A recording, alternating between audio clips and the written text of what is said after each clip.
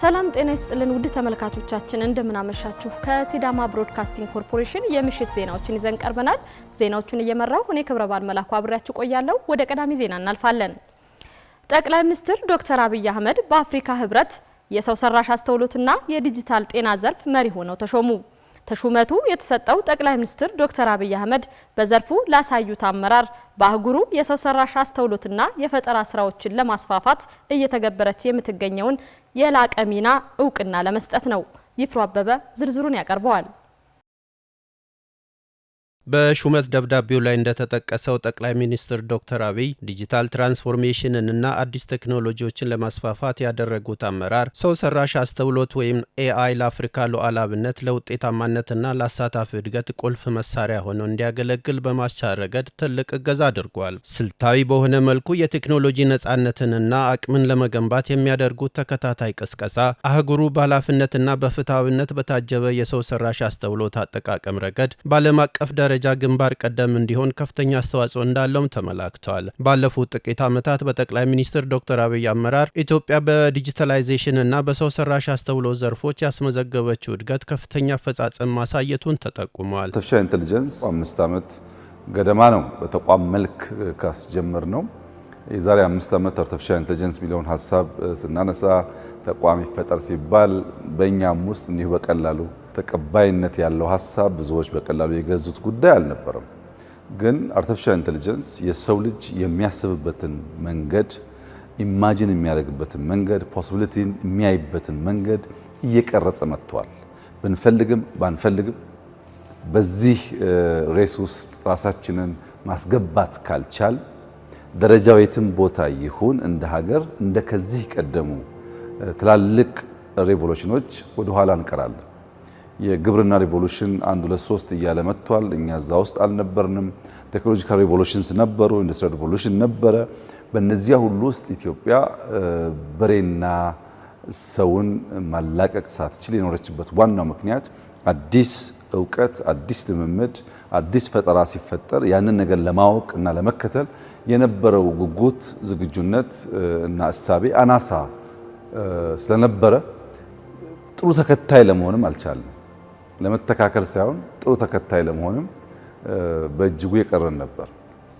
አሁን ተቀይሯል ሁኔታው። የዲጂታል መሰረተ ልማትን ማስፋፋት፣ የኢ-መንግስት አገልግሎቶችን ስራ ላይ ማዋል፣ በፈጠራ ስነ ምህዳር ላይ መዋለ ንዋይ ማፍሰስ፣ የሰው ሰራሽ አስተውሎት ኢንስቲትዩትን ማቋቋም እንዲሁም ሀገራዊ የሰው ሰራሽ አስተውሎት ስትራቴጂ መንደፍ ለለውጡ ጠንካራ መሰረት የጣሉ ተግባራት ናቸው። በተጨማሪም ራሱን የቻለ የሰው ሰራሽ አስተውሎት ዩኒቨርሲቲ ለማቋቋም የታቀደው እቅድ ምርምርን፣ የክህሎት ልማትንና አህጉራዊ ትብብርን ይበልጥ ያጠናክራል ተብሎ እንደሚጠበቅ መገለጹን የጠቅላይ ሚኒስትር ጽህፈት ቤት መረጃ ያመለክታል። አሁን የምንፈጥረው የኤአይ ዩኒቨርሲቲም ብዙ ችግር ለኛም ለአፍሪካም እንደሚፈታ ይታመናል።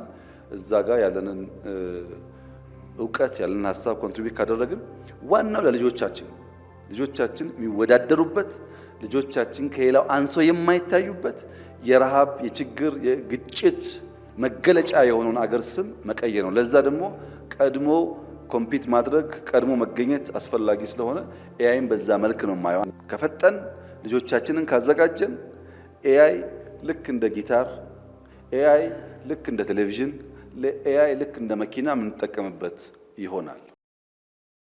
የትምህርት ስብራትን በመጠገን ብቁና ተወዳዳሪ ዜጋን ለመፍጠር የባለ ሀብቶች ሚና ከፍተኛ መሆኑን የሲዳማ ክልል ምክትል ርዕሰ መስተዳድርና የትምህርት ቢሮ ኃላፊ አቶ በየነ በራሳ ገለጹ። ምክትል ርዕሰ መስተዳድሩ በአለታ ወንዶ ወረዳ በአንድ ባለ ሀብት የተገነባን ትምህርት ቤት አስመርቀው ከፍተዋል። ደሊል ቃሲም አዘጋጅቶታል። ማርያማዊት ብጻተ እንደሚከተለው ታቀርበዋለች። የሲዳማ ክልል ከሆነ በኋላ የትምህርት ስብራትን ለመጠገን በዘመቻ በተጀመረው የሲዳማ ትምህርት አድሶ ፕሮግራም ባለሀብቶች፣ የመንግስት ሰራተኞችና ህዝብ የቅድመ አንደኛ ትምህርት ቤትን ለመገንባት ቃል ገብተው ብዙ ትምህርት ቤቶችን ገንብተው አስረክበዋል። የዚህ አካል የሆነውና ባለታ ወንዶ ወረዳ ቲቲራ ቀበሌ በአቶ ዘሪሁን ቃሚሶ የተገነባው ቃጋ ቅድመ አንደኛ ትምህርት ቤት በሲዳማ ክልል ምክትል ርዕሰ መስተዳድርና ትምህርት ቢሮ ኃላፊ አቶ በየነ ባራሳ ተመርቋል። የሲዳማ ክልል ምክትል ርዕሰ መስተዳድርና የትምህርት ቢሮ ኃላፊ አቶ በየነ ባራሳ በመድረኩ ባደረጉት ንግግር በገቡት ቃል መሰረት ገንብተው በማስረከባቸው አቶ ዘሪሁንን አመስግነው የትምህርት ስብራትን በመጠገን ብቁና ተወዳዳሪ ዜጋ ለመፍጠር የባለሀብቶች ሚና ከፍተኛ በመሆኑ ሁሉም የነቃ ተሳትፎ እንዲያደርጉ ጥሪ አቅርበዋል። ህጋዊ የሆነ ተቋም መመስረት አለበት ተብሎ የሲዳማ የትምህርት ተሃድሶ ንቅናቄ በይፋ ተጀምሯል፣ በህግ ተቋቁሟል። በዚህም በተደረገው ጥሪ ባለሀብቶች ሀብታቸውን አፍሰው ተመሳሳይ ትምህርት ቤቶችን መስራት ችለዋል። የመንግስት ሰራተኞችም ካላቸው ከጎደላቸው ነገር አንስተው 20 የሚሆኑ ትምህርት ቤቶችን ባዋጡት ገንዘብ መስራት ችለዋል። ባለሀብቶች በዛ ያሉ ትምህርት ቤቶችን መስራት ችለዋል። ሁሉም ማህበረሰብ ደግሞ ተሳትፎ በማድረጉ የትምህርት ቤቶች ገጽታ ሊቀየር ችሏል። በዚያን ወቅት ጥሪ ሲደረግ ጥሪውን ሰምተው ምላሽ ከሰጡ በሀሳብ ደረጃም ሀሳቡን ከደገፉ ውስጥ አንዱ ዛሬ ትምህርት ቤትን ሰርቶ አጠናቆ እያስረከበን ያለው ወንድማችን ዘሪሁን ቃሚሶ ስለሆነ ወንድማችንን ዘሪሁን ቃሚሶንና ባለቤቱን አሰማሽን አክብሮት እንድትሰጡልን እንድታመሰግኗቸው ይጠይቃለሁ። በርካታ ባለሀብቶች ቃል ገብተው ቃላቸውን ፈጽመዋል። ቃል ገብተው ቃላቸውን ያልፈጸሙም ደግሞ አሉ። በዛሬው ዕለት ዳግም ጥሪ ማድረግ ይፈልጋለሁ። ተመሳሳይ ስራ ለመስራት ቃል ገብታችሁ ያልፈጸማችሁ ባለሀብቶቻችን ይህንን መልካም ተግባር ስማችሁን እስከ ወዲያኛው የሚያስጠራውን ይህንን በጎ ተግባር ለመፈጸም ወደ ኋላ እንዳትሉና ቶሎ ብላችሁ የገባችሁትን ቃል ለህዝብ እንድትፈጽሙ በዚሁ አጋጣሚ ጥሪ ማስተላለፍ ይፈልጋለሁ። በተገነባው ትምህርት ቤት መንግስት የትምህርት ጥራት የሚያረጋግጡ ስራዎችን እንደሚሰራ የገለጹት ኃላፊው ሌሎችም ባለድርሻ አካላት መጠበቅና መከታተል እንደሚገባቸው ተናግረዋል። ሁሉም ባለድርሻ አካላት የሚጠበቅባቸውን እንድትወጡና አስፈላጊውን ሁሉ ትብብር አድርገን ትምህርት ቤቶቻችንን ቀይረን እንዲህ አይነት ውብ ትምህርት ቤቶችን ለህፃናት አስረክበን መልካም ዜጋ ብቁ ዜጋ የሚፈጠርበትን እድል ማስፋት የመንግስት አቅጣጫ የመንግስት እቅድም ህልምም ስለሆነ ለዚህ ህልም ተጋሪ እንድትሆኑና የሚጠበቅባችሁን እንድትፈጽሙ ለሁላችሁም ጥሪ ማድረግ ይፈልጋለሁ። በምረቃው ስነ ስርዓት ላይ ባለሀብቱ አቶ ዘሪሁን ቃሚሶ እንደተናገሩት ትምህርት ቤቱን ለመገንባት የመንግስት ጥያቄና በዘርፉ እየታየ ያለው ስብራት ቁጭት ፈጥሮባቸው ነው። ይህን ስብራት ለማስተካከል ያው ቅድመ መደበኛ መጀመር፣ ፊደል ለይቶ እንዲገቡ ማድረግ፣ ቋንቋዎችን መጨመር መንግስት የያዘው አቅጣጫ ስለሆነ ይሄን እየደገፍን ያለ ነው። እጅግ በጣም ደስተኛ ነኝ። ብዙ እዚህ ትምህርት ቤት ላይ አሁን እኔ ያስጀመርኩት ነገር ላይ እድሜ እስካለ ድረስ ብዙ ነገር መስራት ፈልጋለሁ። ከዚህ ጀምሮ የሚወጡ ልጆች ምሳሌ እንዲሆኑ ይፈልጋል። ስለዚህ ይሄን እያደረግን ሀገር እንዲገነባ እንሰራለን ማለት ነው። ትምህርት ቤቱን ለመገንባት ከ12 ሚሊዮን ብር በላይ ወጪ መደረጉን የገለጹት አቶ ዘሪሁን ለትውልድ የሚጠቅምና ስም የሚያስጠራ ስራ መስራት እንደሚያስፈልግ አሳስበዋል። ባለሀብቶችም እንደዚሁ ትምህርት ቤት እያሰሩ መንግስትም እያሰራ ባለው ልጆቻቸውን ከ4 ዓመት ጀምሮ ወደ ትምህርት ቤት በመላክ ከስር ጀምሮ ተቀርጸው እንዲያድጉ ማድረግ አለበት። ይሄን እንደ እድል ነው አሁን የመጣውን ነገር የቀጣይ ትውልድ እንዳይበላሽ እንደ ድል መጠቀም ያለበት የሚል ነገር አለ። በደቡባዊ ሲዳማ ዞን ዋና አስተዳዳሪ አቶ መንገሻ ፊታሞ በበኩላቸው በዞን ደረጃ በትምህርት ተሃድሶ ላይ በትኩረት እየተሰራ እንደሚገኝ ጠቅሰው በዚህም በባለሀብቶች በመንግስት ሰራተኞችና በህዝብ ተሳትፎ 22 ትምህርት ቤቶች መገንባታቸውን አብራርተዋል። በዞኑ በተመረጠው ቦታ ላይ ጥራቱን የጠበቀ ትምህርት ቤት ገንብተው የሰጡት ባለሀብቱና ቤተሰቡን አመስግነው ሌሎችም በመሰል ተግባሮች ላይ እንዲሳተፉ ጥሪ አቅርበዋል። ከራሳቸው ከ2 ሚሊዮን በላይ የገመተው ገንዘብ በማውጣት ነው ይሄን ትምህርት ቤት የገነቡት። ለዚህ በዞኑ አስተዳደር ስም ብዙ ምስጋና ነው ያለን፣ እናመሰግናቸዋለን። ሌላ ደግሞ እንደሱ ያሉ ሌላ ባለሀብቶችም እየሰሩ ነው የሚገኙት፣ እነሱን እናመሰግናቸዋለን። ሌሎች ቃል የገቡ አሁንም ያልጀመሩ ስላሉ እነሱም ይሄ በጎ ስራ ገንዘብ ያልፋል፣ እድሜም ያልፋል። ስለዚህ የማያልፈው ደግሞ ለትውልድ የምንሰራው ስራ ቅርስ ነውና ለዚህ ስራ ቃል ገባቶችን ተፈጽሙ የሚል መልእክት ነው የሚኖረኝ። ማህበረሰቡ የሚጠበቀው እንግዲህ የትምህርት ስብራትን ለመጠገን ተማሪዎች ትኩረት ሰጥተው እንዲማሩ ትምህርት ቤት ከመላኩ ባሻገር ምን ተመራችሁ መጣችሁ ከዛ በኋላ ደግሞ እንዲያጠኑ እና ውጤት እንዲያመጡ የምክር አገልግሎት ያስፈልጋል። አንዳንድ የአካባቢ ነዋሪዎችም የተሰጣቸውን ትምህርት ቤት በደስታ በመቀበል አስፈላጊውን ክትትልና ድጋፍ የማድረግ ድርሻቸውን እንደሚወጡ ተናግረዋል። ኢትዮጵያ በአካባቢ ጥበቃ ዘርፍ እያከናወነች ያለችውን ውጤታማ ስራ በዘመናዊ ቴክኖሎጂ በመደገፍ አርቲፊሻል ኢንተለጀንስን እንደ ወሳኝ ግብዓት እየተጠቀመች መሆኑን የኢትዮጵያ አርቲፊሻል ኢንተለጀንስ ኢንስቲትዩት ዋና ዳይሬክተር ዶክተር ወርቁ ጋቸና ገለጹ። ኢንስቲትዩቱ ከኢትዮጵያ አካባቢ ጥበቃ ባለስልጣን ጋር በመተባበር ያዘጋጀው የአካባቢ ብክለት ዲጂታል ሪፖርት ማድረጊያ ስርዓትን በይፋ ጀምሯል። ሙሉ ቀጠራ ዝርዝር አላት። ይህ አዲስ የዲጂታል ቴክኖሎጂ የአካባቢ ጥበቃና የብክለት ቁጥጥር ስራን በአርቲፊሻል ኢንተለጀንስ የታገዘ የዳታ ትንተና በማከናወን ለማገዝ ያለመ ነው። የኢንስቲትዩቱ ዋና ዳይሬክተር ኢንጂነር ዶክተር ወርቁ ጋቸና በዚህ ወቅት እንደገለጹት ተቋሙ ከተመሰረተበት ጊዜ ጀምሮ ኤአይ ለሁሉም በሚል መርህ ሀገራዊ የልማት ግቦችን የሚደግፉ የቴክኖሎጂ ውጤቶችን እያመረተ ይገኛል። ይህ ዛሬ ይፋ የሆነው መተግበሪያም ህብረተሰቡ የብክለት ጥቆማዎችን በቀላሉ እንዲያደርስና በፈጣን የዳታ ትንተና አማካኝነት ተገቢው ምላሽ እንዲሰጥ የሚያስችል መሆኑን አስረድተዋል። የፕላንና ልማት ሚኒስትር ዴኤታ በረከት ፍስሐ ጽዮን እንደተናገሩት መንግስት የአሁኑንና የቀጣዩን ትውልድ ተጠቃሚነት ታሳቢ ባደረገ የኢኮኖሚ ልማት ላይ ልዩ ትኩረት ሰጥቶ እየሰራ መሆኑን ጠቅሰዋል። ዛሬ ይፋ የሆነው ዲጂታል መተግበሪያ መንግስት በዘርፉ የሚወስዳቸውን የፖሊሲ ማሻሻያዎችና ፈጣን ምላሾች በዳታ ላይ የተመሰረተ እንዲሆን ለማድረግ እንደ ግብዓት የሚያገለግል መሆኑን ገልጸዋል። የኢትዮጵያ የአካባቢ ጥበቃ ባለስልጣን ዋና ዳይሬክተር ዶክተር ሌሊሴ ኔሜ በበኩላቸው መተግበሪያው በተለይ በከተሞች የተገነቡ የኮሪደር ልማት፣ የወንዝ ዳርቻና የጽዳት ስራዎችን በዘላቂነት ለመጠበቅ ጉልህ ሚና ይኖረዋል ብለዋል። ቴክኖሎጂው ተቋማቸው በመረጃ ላይ የተመሰረተ ውሳኔ እንዲወስንና የብክለት ምንጮችን በቅርበት መቆጣጠር የሚያስችል አቅም እንደሚፈጥርም ተናግረዋል። በመሆኑም ጽዱ ኢትዮጵያን እውን ለማድረግ የሚደረገውን ጥረት ለማገዝ ህብረተሰቡ በንቃት በመሳተፍ ጥቆማዎችን በመተግበሪያው በኩል እንዲሰጥ ጥሪ አቅርበዋል። ይህ የዲጂታል ሪፖርት ማድረጊያ መተግበሪያ ኢትዮጵያ በአረንጓዴ አሻራና በከተሞች ውበት ላይ የጀመረቻቸውን ስኬታማ ስራዎች በዘመናዊ ቴክኖሎጂ ለመደገፍ የተሻለ የአየር ንብረት ለመፍጠር ለሚደረግ ጉዞ ትልቅ አበርክቶ እንደሚኖረው ገልጸዋል። ዘገባው የኢትዮጵያ ዜና አገልግሎት ነው። ለሐዋሳ ከተማና አካባቢዋ ነዋሪዎች በቅርቡ እንደሚኖር የተተነበየው ከፍተኛ የዝናብ መጠን ሊያስከትል ከሚችለው የጎርፍና የመሬት መንሸራተት አደጋ ራሳቸውን እንዲጠብቁ ቅድመ ማስጠንቀቂያ ተሰጠ። በተፈጥሯዊም ሆነ ሰው ሰራሽ መንገዶች የሚመጡትን አደጋዎች ህብረተሰቡ በቅንጅት እንዲከላከል የሐዋሳ ከተማ አስተዳደር እርሻና ተፈጥሮ ሀብት መምሪያ የአደጋ ስጋት ቅድመ ማስጠንቀቂያ ዘርፍ አሳስቧል። ማርያማዊት ብጻተ ዝርዝር አላት። በተፈጥሮም ሆነ ሰው ሰራሽ በሆኑ ምክንያቶች ጎርፍና የመሬት መንሸራተት አደጋዎች በተለያዩ አካባቢዎች ይከሰታሉ።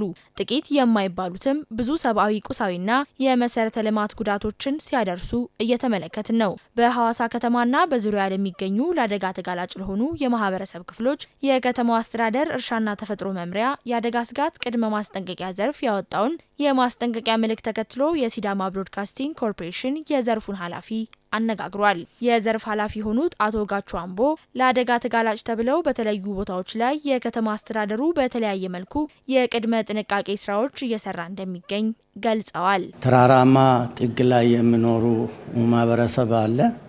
በተለይ ከአራንፈማ ጨፋስኔ እንዲሁ አቤላ ወንዶ ድረስ ተራራማ ቦታዎች አሉና እነዚህ ቦታዎች ላይ ከዝናቡ የተነሳ መንሸራተት እንዳይፈጠር ሲፈጠርም ደግሞ የአደጋ የማይበገር ማህበረሰብ እንዲሆንና አደጋ በራሳቸው እንዲከላከሉ ነበረ መልእክት ያስተላለፍ ነው።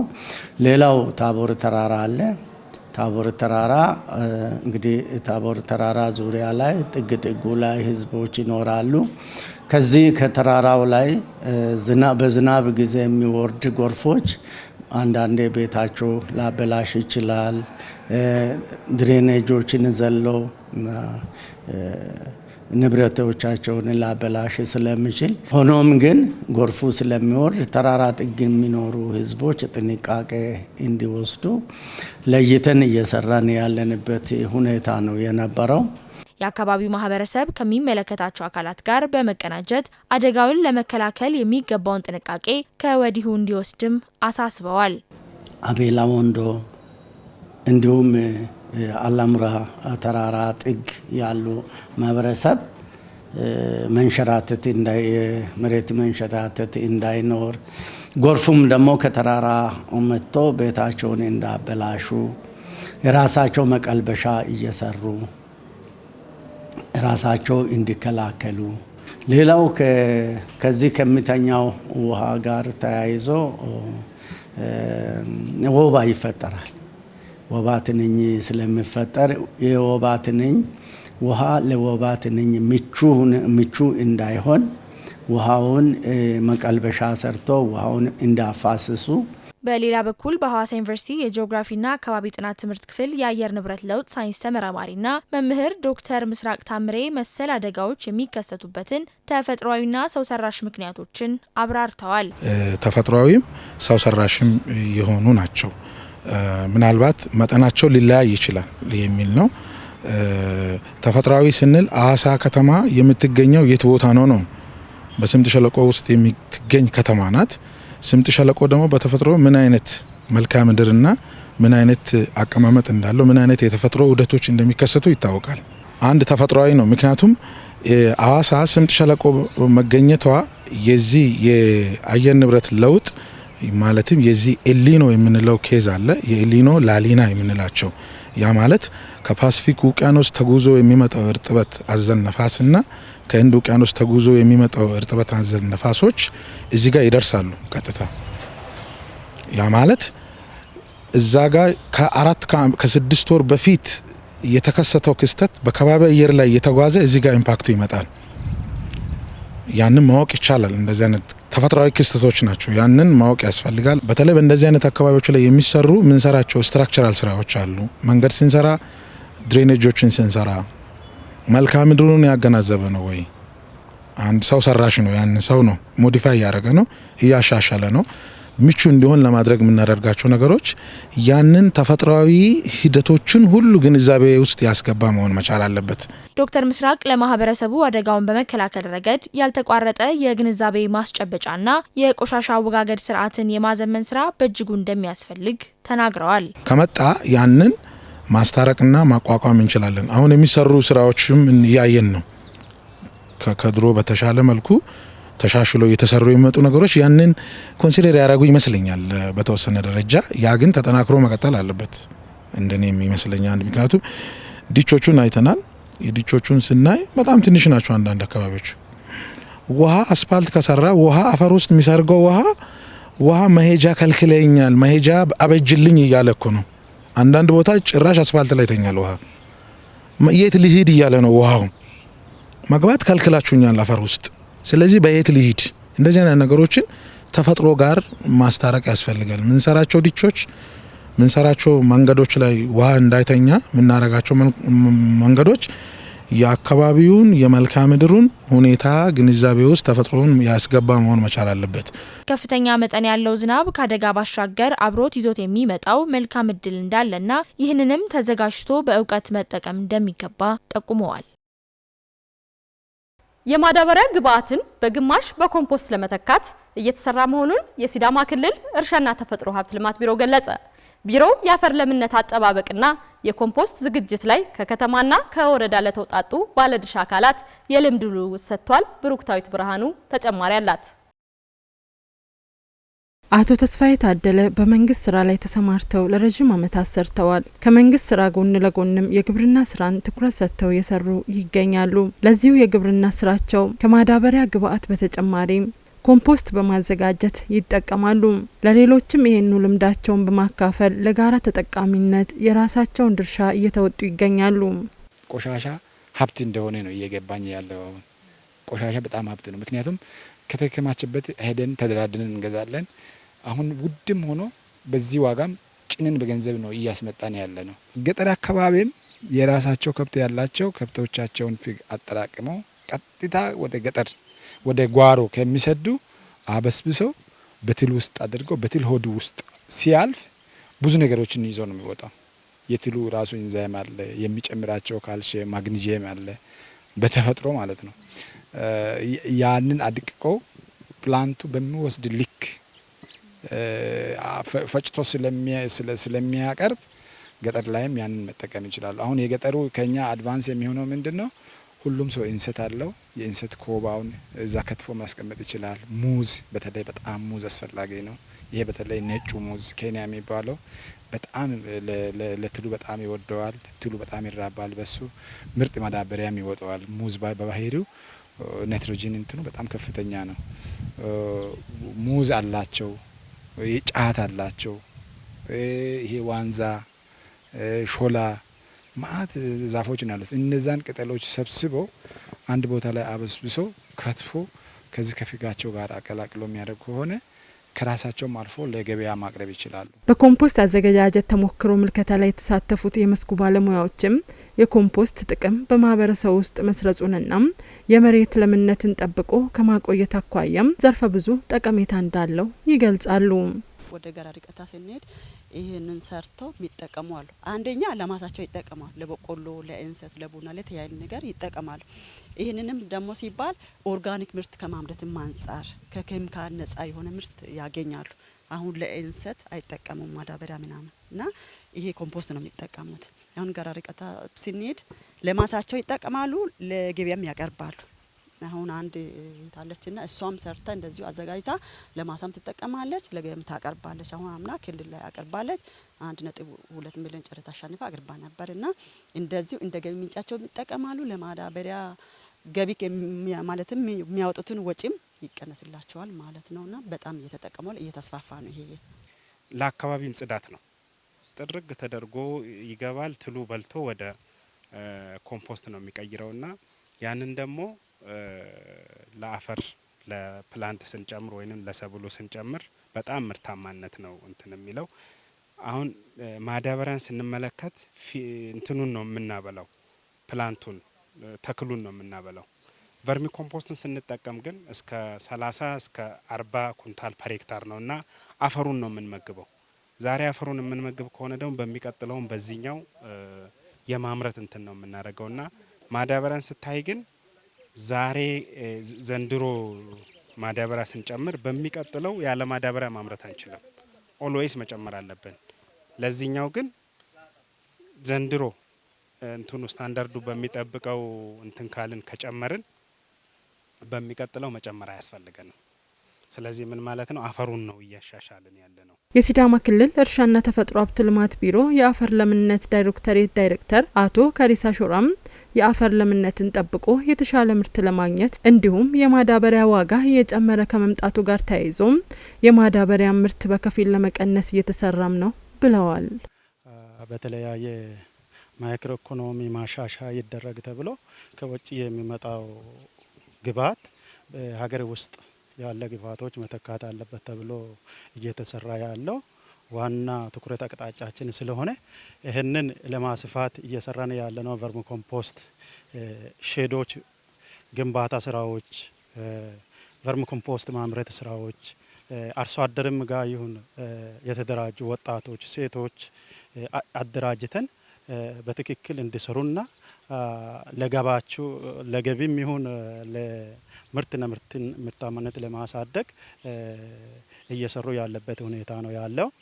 ይሄ ቶታሊ አሁን በዚህ አመት ወደ 250 ሼድ በላይ ገንብተናል።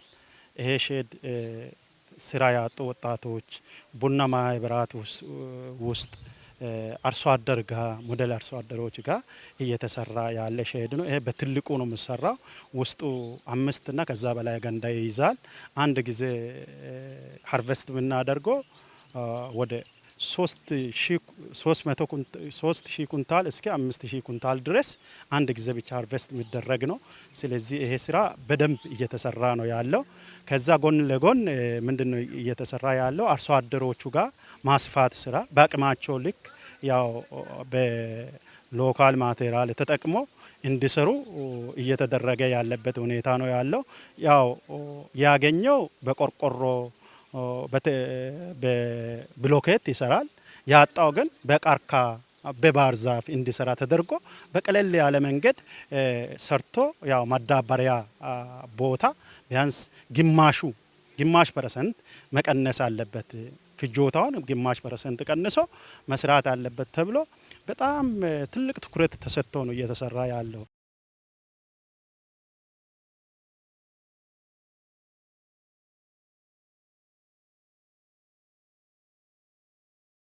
ለህብረተሰቡ የተለያዩ መንግስታዊ አገልግሎቶችን በተቀላጠፈ መንገድ ለመስጠት ተዘጋጅተናል ሲሉ የመሶብ አንድ ማዕከል ተንቀሳቃሽ አገልግሎት ሰራተኞች ገለጹ። ጠቅላይ ሚኒስትር ዶክተር አብይ አህመድ በአይነቱ ልዩና የመጀመሪያ የሆነውን መሶብ አንድ ማዕከል ተንቀሳቃሽ አገልግሎት አስጀምረዋል። አመለወርቅ ሁሪሶ ተጨማሪ አላት።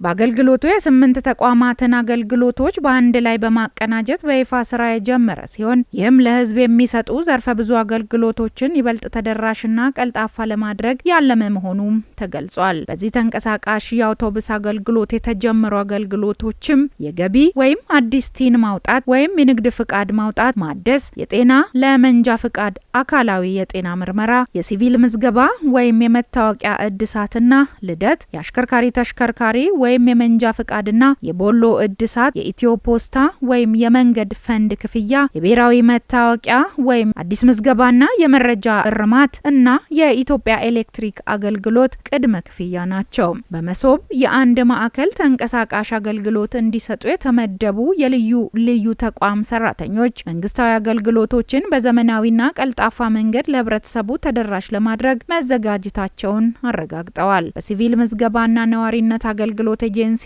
የአዲስ መሶብ አገልግሎት አስተባባሪ ዳኜ መኮንን ኤጀንሲው በተንቀሳቃሽ መሶብ የአንድ ማዕከል አገልግሎት ላይ ለህብረተሰቡ ከሲቪል ምዝገባና ነዋሪነት አገልግሎት ጋር የተገኙ 10 ልዩ አገልግሎቶችን ለመስጠት ወደ ስራ ገብተናል ብለዋል። ለአገልግሎቱ ፈላጊ ደንበኞች ከሚሰጧቸው አገልግሎቶች መካከል የዲጂታል መታወቂያ እድሳት፣ የልደት ካርድ ማውጣት፣ የጉዲፈቻና ያላገባ ሰርቲፊኬት መስጠት ተጠቃሽ መሆናቸውን አብራርተዋል። የመሶብ አንድ ማዕከል ተንቀሳቃሽ አገልግሎት ውስጥ የአሽከርካሪና ተሽከርካሪ ፍቃድና ቁጥጥር ባለስልጣን የደንበኞች አገልግሎት ባለሙያ አስናቀ ወርቁ በበኩላቸው ባለስልጣኑ በማዕከሉ የመንጃ ፍቃድ እድሳትን፣ የአመታዊ የብቃት ማረጋገጫ ቦሎና የተበላሸ ቦሎ ግልባጭ እንዲሁም የጠፋ ቦሎ ምትክ የመስጠት አገልግሎቶችን ለደንበኞች እንደሚያቀርብ ገልጸዋል። በመሶብ ተንቀሳቃሽ የአንድ ማዕከል አገልግሎት የጤና ምርመራ ዘርፍ የሚያገለግሉት አቶ ጉቱ ከበደ በበኩላቸው በተለይም ለመንጃ ፍቃድ እድሳት የሚመጡ ደንበኞችን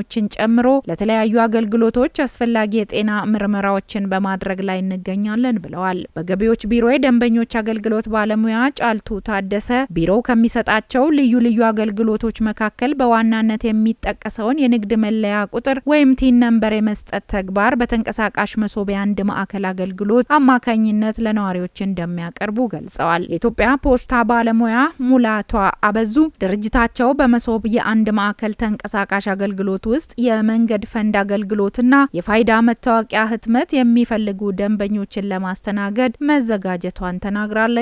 ዘገባው የኢትዮጵያ ዜና አገልግሎት ነው። ችግር ፈቺ የሆኑ ቴክኖሎጂዎችን ከማፍራትና ከማሸጋገር አንጻር ትኩረት ሰጥቶ እየሰራ መሆኑን የሐዋሳ ፖሊቴክኒክ ኮሌጅ አስታወቀ። ፕላስቲኮችን በመፍጨት በማጠብና በማድረቅ መልሶ ለመጠቀም የሚያስችል ማሽን በማምረት ለሐዋሳ ውበት ደረቅ ቆሻሻ ኢንተርፕራይዝ አሸጋግሯል። ወይንሸት ገናሌ ያዘጋጀችውን አመለወርቅ ሁሪሶ ታቀርበዋለች።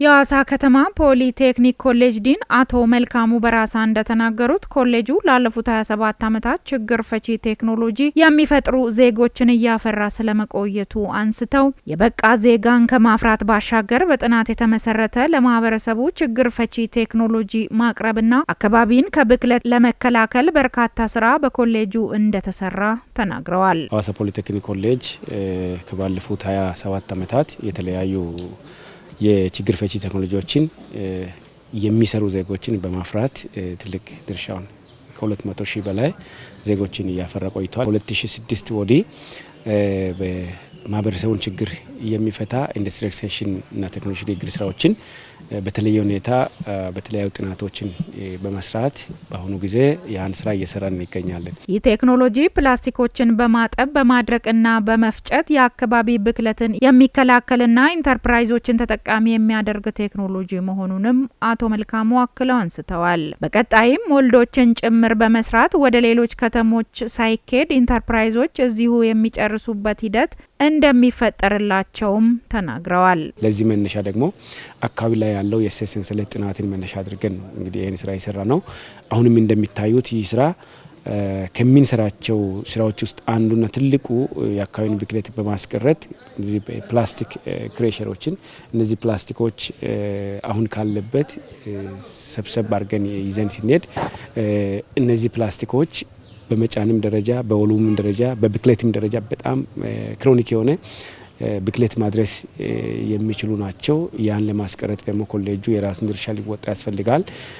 ከ2015 ጀምሮ በክልልም ደረጃ ትልቅ ትኩረት ተሰጥቶ በቴክኖሎጂ ፋብሪኬሽን ላይ የተቀመጠ የሪፎርም አቅጣጫ አለ። ከዛ ውስጥ ደግሞ እነዚህን የአካባቢን ጥናት የአካባቢን ቫልዩ ቼን በማጥናት አሁን እንደሚታዩት ዌስት ማኔጅመንት ላይ ትልቅ ትርጉም ሰጥተን እየሰራን ነው የምንገኘውና የፕላስቲክ ክሬሸሩም ከዚሁ መነሻ የተሰራ ቴክኖሎጂ ነው። የሲዳማ ክልል አካባቢ ጥበቃና የአየር ንብረት ለውጥ ባለስልጣን የአየር ንብረት ለውጥ ዳይሬክቶሬት ዳይሬክተር አቶ ዮሴፍ ቲቦ በበኩላቸው በቴክኒክና ሙያ ደረጃ ይህን መሰል ቴክኖሎጂ መሰራቱ ለኢንተርፕራይዞች ትልቅ እገዛ መሆኑን አንስተው እንደ ባለስልጣኑ የአካባቢ ንጽህና አጠባበቅ ላይ ትኩረት ሰጥቶ እየተሰራ መሆኑን አንስተዋል።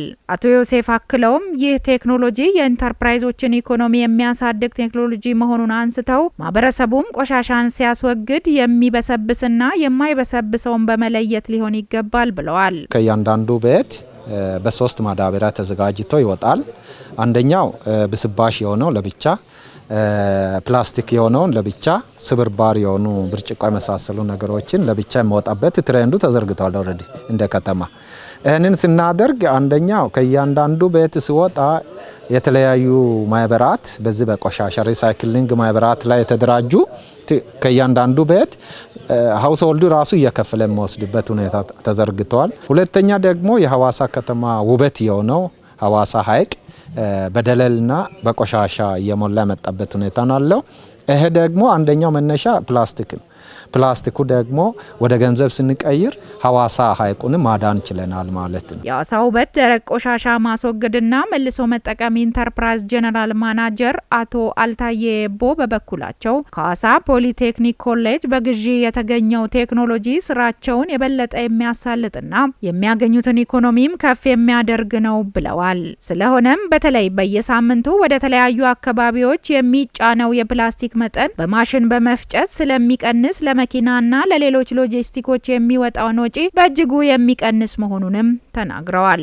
በ2010 ዓመተ ምህረት ተቋቁሞ በጣም መጠነ ሰፊ ስራዎችን እየሰራ እየቆየ ኢንተርፕራይዝ ነው። የኢንተርፕራይዝ እንግዲህ በዋናነት ከሚያከናውናቸው አንኳር ተግባራት ውስጥ የመጀመሪያው የከተማ ቆሻሻ ማስወገድና ወደ መልሶ መጠቀም ስርዓት ውስጥ እንዲገባ ማድረግ ነው። ሁለተኛው ከዛ ውስጥ ላይ በሰብስ የሚችለውን ቆሻሻ ሃይላንድ፣ ፕላስቲክ ቦትል የምንላቸውን ሰብስቦ ኮምፕሬስ አድርጎ ለመልሶ መጠቀም ስራ እንዲውል አዲስ አበባ ሰበታና ዱከም ለፕላስቲክ ሪሳይክሊንግ ኢንዱስትሪዎች የማቅረብ ስራ እንሰራለን። ስለዚህ ይህን ችግር ለመቅረፍ ፕላስቲኩን እዚሁ ዲያሜትሩን ቀንሶ የሚቆራረጥ የሚያጥብና የሚያደርቅ ማሽን ያስፈልገናል ማለት ነው። ስለዚህ አንደኛ ይሄ ማሽን ከገባ በኋላ አንደኛ መጠኑን ቮሊዩሙን ከፍ እንድናደርግ ይረዳናል። ሁለተኛው ደግሞ አንድ መኪና 2000 ኪሎ ግራም የምንጭነውን 4000 እና ከዛ በላይ ኪሎ ግራም መጫን ይቻላል ከተቆራረጠ በኋላ ሳይዙ ስለሚቀንስ ማለት ነውና ሚናው ከፍተኛ ነው። ማሽኑን ለማምረት ከመዲናዋ ውጪ ምንም አይነት እቃ ከውጪ አለመግባቱን ሙሉ በሙሉ በኮሌጁ ማኑፋክቸሪንግ ዘርፍ አሰልጣኝ መምህራን መሰራቱን የተናገሩት የኮሌጁ አሰልጣኝ የሆኑት አቶ መሳይ ተሾመ ናቸው። ሃይላንድን ወይም ፕላስቲኮችን በመፍጨት ወደ ሌላ ሪሳይክል አድርጎ ወደ ሌላ ምርት የሚቀይር ፕሮሰስ የሚያደርግ ማሽን ነው የሰራ ነው ማለት ነው። ይሄ ማሽን የተሰራው በ2016 በዚሁ ተቋም በማኒፋክቸሪንግ ዲፓርትመንት አሰልጣኝ መምህራን ብቻ ነው። ሀሳቡም የፈለቀው እዚሁ ነው፣ የተሰራውም እዚሁ ነው ማለት ነው። ኦልሞስት 100% በሚባል ደረጃ ኦልሞስት ከዲናሞዎች ውጪ ከውጪ ኢምፖርት የተደረገ ማቴሪያል የለም እዚህ ማሽን ላይ ማለት ነው። ስለዚህ ሀሳቡ መነሻ ሀሳባችን ያው መጀመሪያ እንዳልኩት ቫልዩ ቼን ነው። ከዛ ባለፈ ደግሞ አካባቢያችን ላይ ያሉ ችግሮችን ለመፍታት ነው ማለት ነው። ተመልካቾቻችን ከሲዳማ ብሮድካስቲንግ ኮርፖሬሽን ዜናዎቻችን አሁንም እንደቀጠሉ ናቸው። በመጨረሻም ብራሰልስ፣ ጄኔቫ፣ አዲስ አበባና ኒውዮርክ የዓለማችን የዲፕሎማሲ ከተሞች ናቸው። በእነዚህ ከተሞች የሚወሰኑ ዓለም አቀፍ አጀንዳዎች የዓለምን ሁለንተናዊና ነባራዊ ቅርጽ የመበየን አቅም አላቸው። ብራሰልስ ከጠቅላላ ነዋሪዎቿ መካከል 60 ሺህ የሚሆኑት ዲፕሎማቶችና ቤተሰቦቻቸው ሲሆኑ የአፍሪካ መዲና በሆነችው አዲስ አበባ ደግሞ ከ137 በላይ ኤምባሲዎች አሉ። ጀማል ሱፍ ዝርዝሩን አዘጋጅቶታል። የዓለማችን ፖለቲካዊና ምጣኔ ሀብታዊ ስርዓት የሚመራው በዲፕሎማሲ ነው። ዲፕሎማሲ የዓለማችን ሁለንተናዊ ግንኙነት ሰላማዊ እንዲሆን ትልቅ ሚና አለው። ዲፕሎማሲ ባይኖር የዓለማችን ሀገራት የእርስ በርስ ግንኙነት ሌላ መልክ በኖረው ነበር። በዓለም ዙሪያ ያሉ ሀገራት ዲፕሎማሲን ከሀገራት ጋር ያላቸውን ወዳጅነት ለማጠናከር ይጠቀሙበታል። ጦርነትም ልዩነትም የሚፈታው በዲፕሎማሲያዊ ንግግር ነው። ዲፕሎማሲ ዓለም አቀፍ ነው። ነገር ግን ዓለም አቀፍ የሆኑ የዲፕሎማሲ ከተሞች ጥቂቶች ናቸው። የዲፕሎማሲ ከተማ ለመባል በርካታ መስፈርቶች ያሉ ሲሆን ከነዚህ ውስጥ የበርካታ ዓለም አቀፍ ተቋማት መቀመጫ መሆን፣ የበርካታ ሀገራት ኤምባሲዎች መኖራቸውና የዲፕሎማቶች መናሪያ መሆን ለከተሞች መመረጥ እንደ ቅድመ ሁኔታ ይቀመጣል። የቤልጂየሟ ርዕሰ መዲና ብራሰልስ የዲፕሎማሲ ከተሞች አውራ ናት። የዲፕሎማሲ ምልክትም ተደርጋ ትወሰዳለች። ብራሰልስ የዓለምን ነባራዊ ሁኔታ የሚወስኑ በርካታ ውሳኔዎች የሚተላለፉባት ከተማ ናት። የአውሮፓ ህብረት መቀመጫ ናት። የኔቶ ጦር ዋና ማዘዣ ያለው በዚህችው ከተማ ናት። ብራሰልስ 120 የሚሆኑ ዓለም አቀፍ ድርጅቶችን አቅፋ ይዛለች። ከዚህ ከተማ በመነሳትም ዓለም አቀፍ ተግባራቸውን ይፈጽማሉ። 130 የሚሆኑ ዲፕሎማሲያዊ ተልእኮችን ትወጣለች። በሚገርም ሁኔታ በብራሰልስ ከተማ ውስጥ ብቻ 60 ሺህ የሚሆኑ ዲፕሎማቶችና ቤተሰቦቻቸው ይኖራሉ። በተመሳሳይ ሁኔታ የስዊዘርላንዷ ጄኔቫ ተመሳሳይ ዲፕሎማቲክ ስም ካላቸው ጥቂት ከተሞች መካከል ስሟ ይነሳል። ከኒውዮርክ በመቀጠል የመንግስታቱ ድርጅት በርካታ ተቋማት ያሉት በውቢቷ ጄኔቫ ነው። 40 የሚደርሱ ዓለም አቀፍ ድርጅቶችም መገኛቸው ጄኔቫ ናት። የዓለም ጤና ድርጅት፣ የዓለም ንግድ ድርጅትና ዓለም አቀፉ የቀይ መስቀል ማህበር ለዚህ ማሳያ በመሆን ይነሳሉ። ስዊዘርላንድ በዓለም አቀፍ ፖለቲካዊ ጉዳዮች ላይ ገለልተኛ አቋም ያለት መሆኑ ለዚህ ተመራጭ አድርጓታል። አሁን ደግሞ ወደ አፍሪካ እንመለስ። ከአፍሪካም ደግሞ የአፍሪካ መዲና ወደ ሆነችው አዲስ አበባ። አዲስ አበባ ተወዳጅ የዲፕሎማሲ ከተማ ናት። አዲስ አበባ የአፍሪካ መግቢያ በር ናት። ኢትዮጵያ በቀኝ ያለመገዛቷ ለአዲስ አበባ ውበቷ ነው። የአፍሪካ ህብረትና የመንግስታቱ ድርጅት የኢኮኖሚ ኮሚሽን ስራውን የሚሰራው ከአዲስ አበባ ነው። በአዲስ አበባ ከ137 የሚበልጡ የተለያዩ ሀገራት ኤምባሲዎች ስራ ላይ ይገኛሉ። ኒውዮርክ ከተነሳች ዲፕሎማሲ ይነሳል። የዓለማችን ዋና ዋና አጀንዳዎች ውሳኔ የሚሰጣቸው ከዚህቹ ከተማ ነው። የተባበሩት መንግስታት ድርጅት መኖሪያውን ያደረገው በኒውዮርክ ነው። የድርጅቱ ክንፍ የሆነው የጸጥታው ምክር ቤትም ታላላቅ ምክሮችን፣ ታላላቅ ንትርኮችን የሚያደርገው በኒውዮርክ ከተማ በመሆን ነው። በአሜሪካ ጫና ስር ነው የሚባለው ተመድ ከነችግሩም ቢሆን ከ200 በላይ የሚሆኑ ሀገራትን በመወከል ከዲፕሎማሲ መድረኳ ውሳኔዎችን ያሳልፋል። ዓለምም ይህን ውሳኔ ተቀብላ ተግባራዊ ታደርጋለች። መረጃውን ከተለያዩ ምንጮች አገኘ ናቸው። ውድ ተመልካቾቻችን ከሲዳማ ብሮድካስቲንግ ኮርፖሬሽን ለሰዓቱ ያዘጋጀንላችሁ ዜናዎች እኒህን ይመስሉ ነበር። አብራችሁን ስለቆያችሁ እጅግ እናመሰግናለን። ዜናዎችን እየመራው እኔ ክብረባል መላኩ አብሬያችሁ ቆየው። ከቀሪ የቴሌቪዥን ፕሮግራሞች ጋር መልካም ቆይታ